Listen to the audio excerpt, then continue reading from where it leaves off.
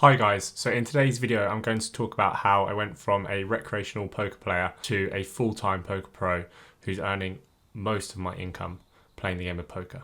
When I first started playing the game, I just got into it playing with my friends. It was just a bit of fun. I then started playing online. My results were varied. I went from playing some tournaments to playing some cash and just whatever I could get my hands on really, and I just tried some different variants. I lost money consistently for about 3 or 4 years, but it wasn't a lot.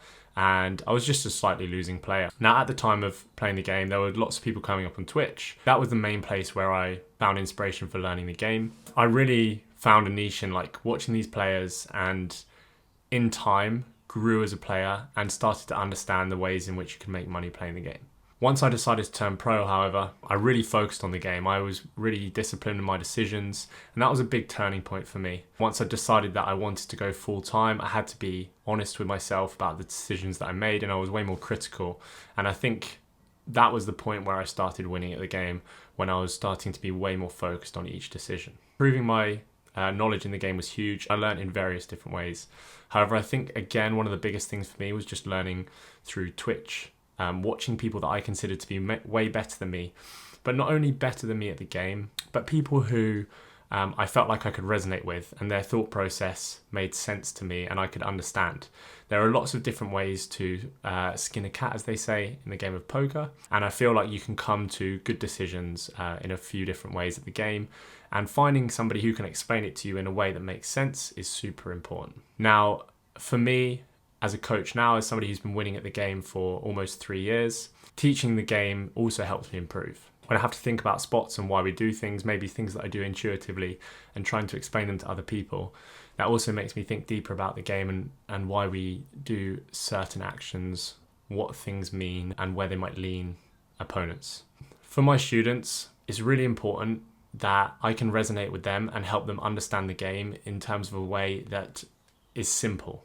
If you can't explain something simply, I mean, obviously depending on the idea, but if you can't explain something simply, how well do you actually understand it? And that's what I try and do with my students in the game. I try and get them to understand what's happening, what their decisions mean, and things like that. When I was playing the game before I turned pro, I was just playing any variant, like I said. I would play cash games, I would play tournaments, I'd play some spin and goes. I'd basically just whatever I fancied at the time. Whereas once I turned pro, I really committed myself to one game style. And I really wanted to play cash because for me, the enticing part about taking poker on professionally was the time freedom that it gave me. And so cash games was important for that. And for that reason, I chose cash, and I've played as a cash player ever since. And I think this is one of the biggest points that some people miss, like choosing a game in poker and really dedicating yourself to it and trying to understand where you can make money, what other people aren't doing.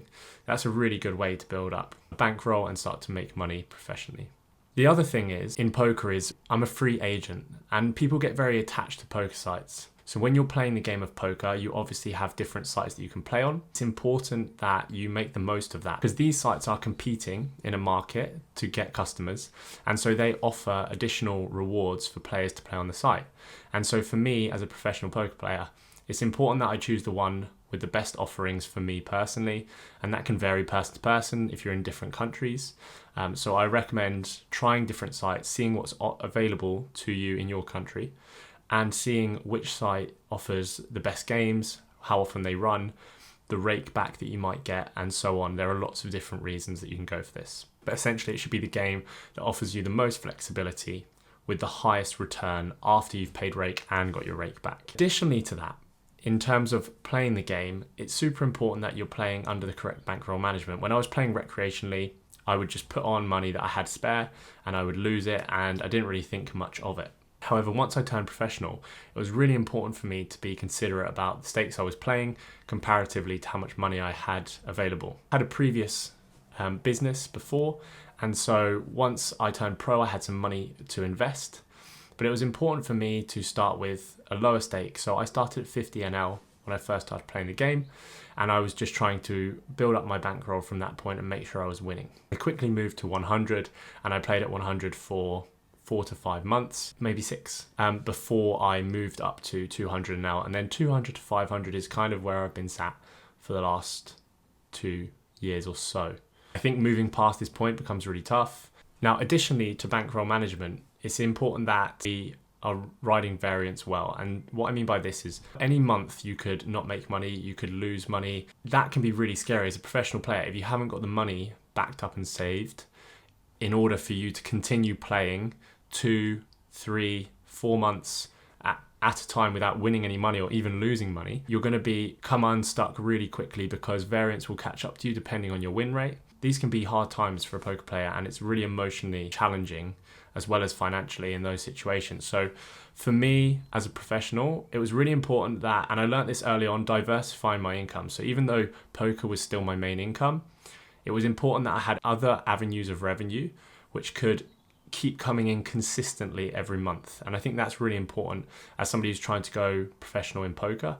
If you're trying to turn from that stage of going from a recreational player to professional, having some consistent income, whether that's a job, whether that's an investment, or having enough of a backlog to where you can just commit so much time, 6, 12 months to the game without even winning any money. That will make a massive difference because you're not emotionally tied to the winnings, you're just focusing on the game, you're focused on making good decisions. I think that will make a massive difference for anybody looking to turn over. If I were to start again learning the game of poker now, I would really commit myself to understanding the principles of the game. I think at the moment in the game of poker, people just dive in and they just want to play the game as much as they can, and I think that is important. However, if I had been able to find somebody at the time who could explain the game to me, explain ideas, for example, about the size of the pot being relative to the bet and how that affects how many hands we have to call, simple mathematical ideas, or even ideas around betting frequency, why we bet small in some spots, why we bet large, that can make a massive difference. And although you can't skip playing the game, understanding those ideas causes a lot of the teething period to shrink. And I think that having somebody there who understands the ideas and is able to explain them to you in a clear way would definitely speed up the process. So I would always consider it as an investment. If you are financially able to invest in a coach or somebody who is able to teach you the game, then that will make a massive difference to anyone trying to go from recreational to a professional player. The last thing I would say in terms of coaching is it's really popular these days for people to use coaching sites to learn the game, to use sims and things like that. My biggest issue with these ideas or with these concepts is that they're a one-way system. So when you're using a coaching site and you're reading ideas, it's very easy to interpret the idea and completely misapply it or misunderstand it. And so that's why I think having somebody that you can share your ideas with, speak through them, and for them to give you feedback on it, to give you advice, to ask you questions is really important. Because if I explain an idea to you, but you go and apply it in a way that's not even relevant, then straight away that's going to affect your win rate, because now not only have you misapplied this idea, but you've actually done worse than you originally were. So it's important that these concepts and stuff, they are tested by the person explaining them, and that it's clear to the person learning what they are trying to achieve and where these ideas might be applicable, because the game of poker is so variable and it's so nuanced that it's easy to misinterpret and it's very easy to misapply concepts. And I think, like I say, that's the problem with coaching sites, is they try and explain these concepts, but they're so easily misapplied and they're not fireproofed or tested by the person teaching them. Now, if you are somebody who is sat there and they are thinking, well, I can't afford a coach, I can't afford to invest in somebody to teach me the game, well, I think that your best option for learning poker is to start in a game that you can afford to lose money in. But instead of just playing, I want you to really think about ideas. Think about ways in which we make money in poker, ways in which humans are susceptible to making mistakes. And it's really important that you're disciplined with yourself. I think just playing the game mindlessly and clicking the buttons is where a lot of people go wrong. And if you're focusing on the game and thinking about what people are doing, thinking about mistakes that they might make and areas where they won't have certain hands that they maybe should, especially like bluffs, for example, in spots where people should have bluffs, but they never really do. It's a spot where we're just going to fold a lot of our good hands, but people will still call them believing that the opponent has bluffs. And I think like that's just one example of an area where lots of people are losing money in the game of poker, especially at the lower stakes. So my advice to you would be, think about the game, think about hands that you're struggling with, but not only just the obvious hands, but also try and think about hands where you've maybe made a decision that felt really tough, where you felt like you couldn't make a right decision. I think that's a a part of the game that's really interesting. When other people are putting you in really tough decisions, you need to understand what they're doing and how you could do that to somebody else, because when you're putting opponents in tough decisions, that's when they're going to be making mistakes. Now, also, there is so much on the internet now out there with free poker content from some of the very best players in the world, especially on Twitch TV and on YouTube.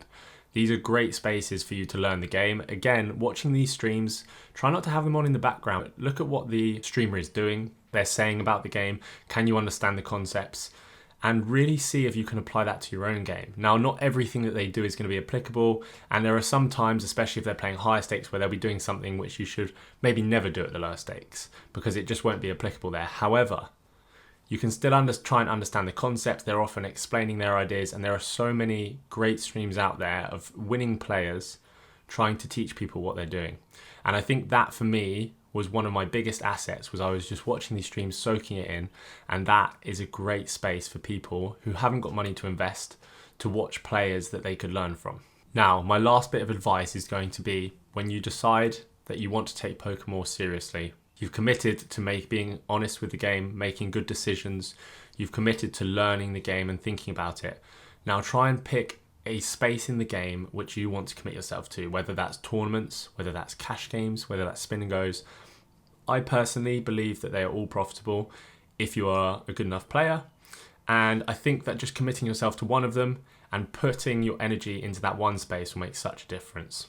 If you can do this, then your win rate is going to shoot up massively. There are edges to be made through understanding the game and concepts, and I think if you can apply yourself to one of them, you're going to see a win rate, or you're going to see a positive win rate much sooner. I also have a Twitch stream which you can watch content from. We have a Discord group where we post ideas, we discuss hands, and just general poker content. If this is something that you're interested in, I will leave a link in the description for that. But other than that, get stuck in at the tables. Let me know below how you're going. I'll be interested to find out. And I hope that your poker journey is a good one. Please subscribe if you enjoy the video. I will be releasing more content like this in the future. And I hope you enjoyed the video. Have a wonderful day.